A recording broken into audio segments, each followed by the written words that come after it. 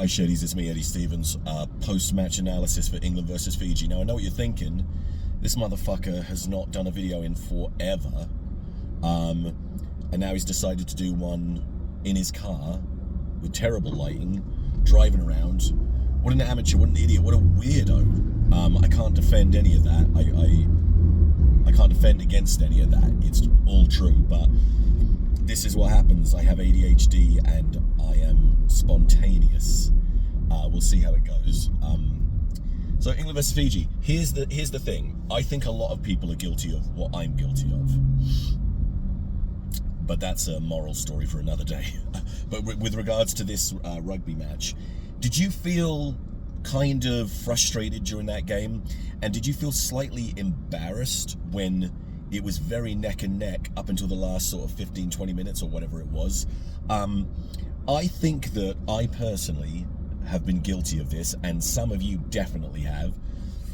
We look at Fiji and we're sort of stuck in the past. We still think of Fiji as this team of incredibly talented athletes who are very disorganized and slightly mentally fragile, and you just sort of assume that they're gonna do some crazy fun stuff, but ultimately get dominated at the set piece and eventually get picked apart and you'll have a convincing win. Now, you know, looking at the score, what was it, like a 20-point win? It does seem rather convincing, and we did sort of pull away at the end, but Fiji are just not that team anymore. I think we've just got to, and a lot of people do give them credit for this, but as I say, I think I'm guilty of not doing this.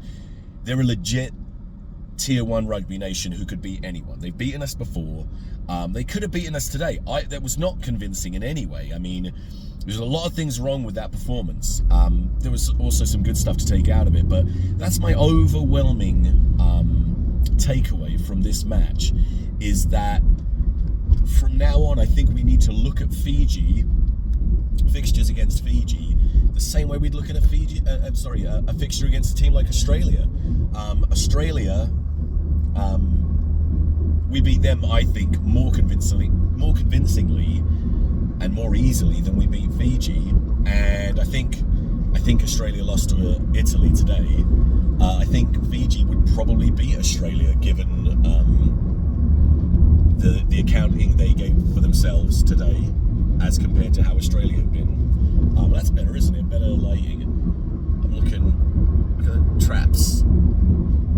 Built like what's his name? Paul Williams, the rugby referee for the England game, who was pretty jacked, but I'm just kidding, he's nowhere near as jacked as me. Anyway, that's how I feel.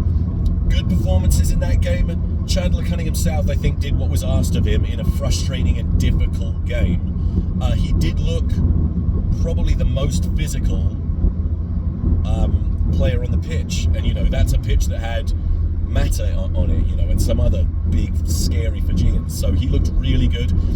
Ben Earl, I think, won man of the match, and I thought he was very busy and very good. He always tends to play well against Fiji, and I thought Ollie Lawrence was really good, just didn't get a lot of opportunity. That's the only good thing. I think the game plan didn't go as well. I'm assuming that the game plan wasn't what we saw. Marcus Smith, always hard for Marcus Smith to get any credit when he plays for England, but I feel like towards the end of the game, his little grubbers he was doing was causing Fiji all sorts of problems, and I thought he was pretty good. And of course, Henry Arundel, when he came on, say what you like about him and his limitations, I've yet to really see them this season.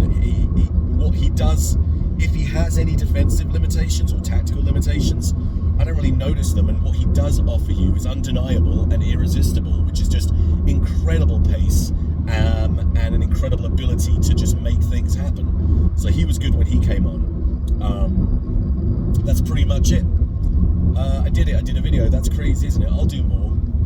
I still have to release the worst rugby supporters video. That one's coming up really soon. That'll be great. Okay, ciao.